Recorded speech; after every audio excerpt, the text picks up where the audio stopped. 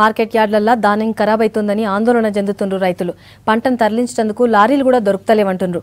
ధాన్యం మార్కెట్లోనే ఉండేసరికి వర్షాలకు తడుస్తుందని బాధపడుతుండ్రు అన్నదాతలు. మొన్నటిదాకా గిట్టుబాటు ధర రాక ఇప్పుడు లారీలు అందుబాటులో లేక అవస్థలు పడుతుండ్రు రైతులు.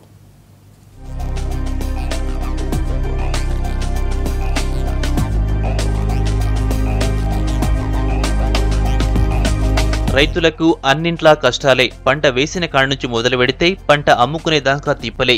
మొన్నటిదాకా మార్కెట్ల గిట్టుబాటు ధర రాక అవస్థలు పడిన రైతులకు ఇప్పుడు లారీల కొరత మరిన్ని ఇబ్బందులు పెడుతున్నాయి. పంటను అమ్ముకోలేక మార్కెట్ యార్డులోనే పడిగాపులు కాస్తున్నారు.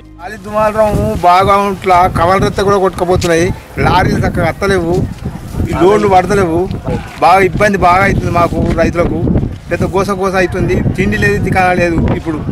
ఎందుకంటే చేసిన ఆదాయమే లేకపోయా మాకు. ఏం ఆదాయం లేదు కదా అని ఇక భయం కవర్ ఎత్త కూడా కొట్టుకుపోతుంది. 10 రోజులు మేము వచ్చి ఈ 10 రోజులు కూడా గోస అవుతుంది మాకు.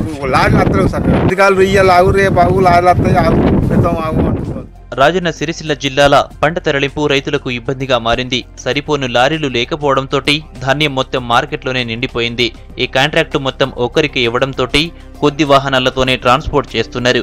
గతేడాది కంటే పంటల ఉత్పత్తి ఎక్కువగా వచ్చుడుతోటే వాహనాలు సరిపోతలేవంటున్నారు కాంట్రాక్టర్లు. స్టాకులు ఉన్నది, లారీలు దొరుకుతలేవు, ఆగాలే అని అంటే ఆనభయానికి పెద్ద అవస్థ అవుతుంది. కావాలి ఉంటలేవు, ఎంత ఇబ్బంది పడుతున్నావు. అప్పుడు అక్కడ పారక అట్లా కరెంటు తోటి ఆస్తిప్పల మళ్ళీ ఇటుకి గోదాముకు తెచ్చినాక మార్కెట్కి తెచ్చినాక ఈ బాధ అవుతుంది.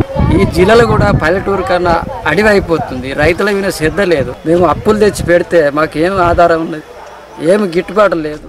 జిల్లాల ఇప్పటికే 1,32,000 మెట్రిక్ టన్నుల ధాన్యం కొనుగోలు చేశారు. అయితే ధాన్యం తరలింపు ఆలస్యం అవుడుతోటి వర్షం గిట్ల పడితే పంట నష్టం జరుగుతుందని రైతులు ఆందోళన చెందుతున్నారు. అకాల వర్షాలకు భయపడి ప్రత్యామ్నాయ ఏర్పాట్లు చేస్తున్నారు. పండించిన పంటను అమ్ముకోవడానికి రైతులు మార్కెట్లలా పడిగాపులు కాస్తున్నారు.